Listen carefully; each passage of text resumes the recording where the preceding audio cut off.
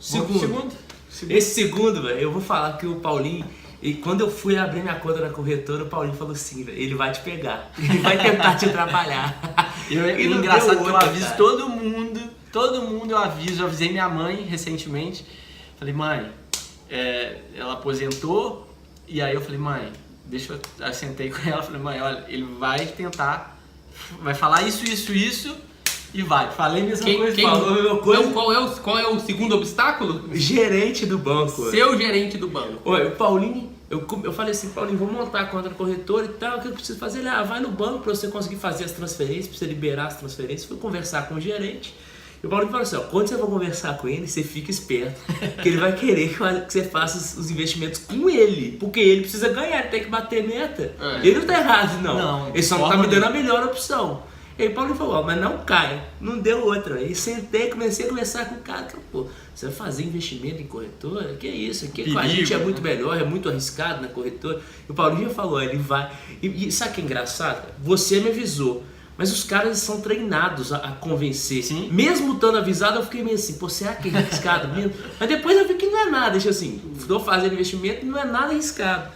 Mas quase que eu caio nesse segundo impeditivo de conseguir investir. E será que as pessoas sabem quais são as empresas que mais lucram no Brasil e no mundo? Será que as pessoas sabem? Facebook? O Facebook tem um lucro bom, a Apple tem também. Sim. Mas no geral, nos países, sabe quais são as empresas físicas? Os bancos. Se você for olhar aqui aqui no Brasil, Bradesco e Itaú tem os maiores lucros frente às empresas, né, que tem no Brasil. Então, por que eu estou falando isso? Porque a gente tem que entender que talvez o banco seja a única instituição financeira que a gente conheça, que a gente tem acesso. E a gente acha que é uma instituição de caridade ou é uma coisa beneficente. Não. Uma coisa do governo, né? O banco, ele é uma empresa. E como uma empresa, ele tem obrigação, ele precisa, né, ele tem como função vender um produto ou um serviço. Então, e quem são os vendedores desse produto e serviço? São os funcionários do banco, sobretudo o gerente. O seu gerente, né? Então o gerente do banco, que eles fazem propaganda aqui no não sei o que, super personalizado, você vai ter um gerente só para você. Você vai ter um vendedor só para você. Por que ele vai fazer? Ele vai te oferecer seguro, ele vai te oferecer previdência privada, vai te falar para você comprar um investimento tal do banco. E aí ele vai usar todo esse argumento, toda essa atmosfera que existe, desse desconhecimento das pessoas que têm sobre instituições financeiras, sobre o que de fato existe, e acabam convencendo as pessoas. Então, tome muito cuidado, porque sempre que você estiver comprando um serviço, um produto do banco, você vai estar pagando uma taxa por aquele serviço. Exatamente. É disso que o banco vive. Então, geralmente isso faz com que o seu rendimento caia, seu investimento caia, seu potencial de rendimento ganhe, porque parte do que rende, o banco pega para ele. Então, e aí a gente está falando dos obstáculos.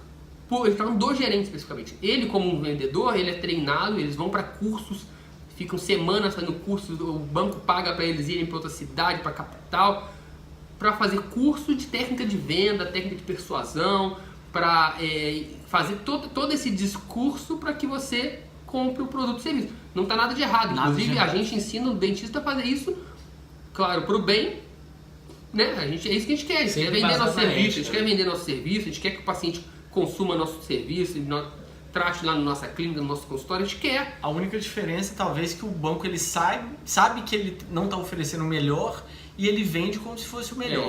Talvez seja essa a única crítica que a gente faz aos bancos. E você, dentista, a gente não quer que você faça isso. A gente quer que você tenha o melhor serviço mesmo e aí ofereça da melhor forma. Ofereça da melhor forma, porque não adianta só ter o melhor serviço. Você precisa aliar o melhor serviço com a melhor oferta. Mas, complementando essa questão do banco, uma grande virada de chave da minha vida foi exatamente essa que a gente está comentando aqui. Entender qual é a função de um banco na sociedade. Isso nunca ninguém tinha me explicado. O banco é uma empresa que tem fins lucrativos e que ele vende produtos e cobra uma taxa e recebe um lucro por conta desses produtos e serviços que ele oferece. Se você entende isso, E aí você já começa a entrar mais a fundo. E aí você entende uma segunda coisa também que é muito interessante, tudo fica claro, que é onde, quando você coloca o dinheiro seu no banco, o que o banco faz com esse dinheiro? O que o banco faz? Você acha que, por exemplo, o banco, você botou lá na poupança, aí tem tipo uma caixinha assim, eu achava que era assim, tá pessoal? Por isso que eu tô falando.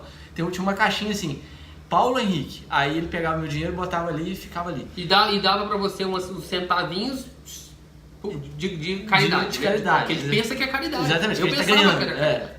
Exatamente. Então assim, quando você entende que o banco, ele pega o seu dinheiro, investe o seu dinheiro. E outra coisa também, né? Ele investe e um dos produtos que o banco vende é dinheiro.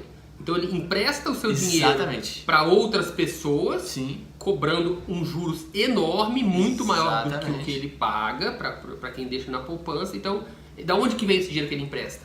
É daí. É daí, exatamente. E uma parte ele pega e investe. Então assim, ele ganha em cima do seu dinheiro e pega uma ínfima parte desses rendimentos que ele ganhou e te dá.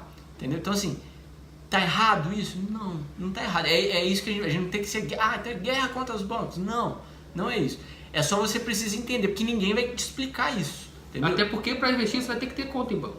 Exatamente. Você vai ter que ter. E tem como você investir com custo quase zero. Quase zero. Ou zero até. E sem aí, gastar um centavo com o banco. E aí o Paulinho falou uma coisa interessante. Parte desse dinheiro que você coloca no banco... uma parte ele usa como produto, oferecendo a empréstimo, e a outra parte ele pega e faz investimentos. Aí você para pensar, será que esse investimento que o banco faz, para que ele tenha lucro, eu não posso fazer diretamente? Exatamente. E aí, essa foi uma das minhas viradas de chave, também com uma conversa com o Paulinho. Aí foi ele falou, não, você pega, ainda mais no Brasil, no cenário que a gente vive, o Brasil é um dos melhores lugares para você investir, e de forma segura, até mais segura do que a poupança, do que o banco. Exatamente. Que eu tô falando, você investir onde os bancos investem. Porque você entende que pro banco é mais fácil o banco quebrar do que... Ele vai quebrar primeiro do que o lugar que ele investe. Então, se um banco quebra e você tem dinheiro na poupança, você perde. Agora, existem outros níveis de investimento que são muito mais seguros, né? Exatamente. A Catiele mandando um alô e a Raíssa perdeu a hora por causa do horário, mas chegou e ela perguntou assim, fora que o fato de emprestar o seu dinheiro para o banco, às vezes não tem como resgatar, porque o investimento tem data de início e fim. Exatamente. Se você compra um CDB, por exemplo, alguns títulos pelo banco, você tem que deixar o seu dinheiro parado ali. Claro que se você deixando o dinheiro parado ali, né, você não consegue resgatar, o seu prêmio é um pouco maior do que, por exemplo, você deixa ele na poupança. Mas a questão é quanto que o banco vai cobrar para fazer esse serviço para você. Então essa é a primeira pergunta que você tem que responder. Quanto que o banco está me cobrando para fazer esse serviço? E como que você sabe isso?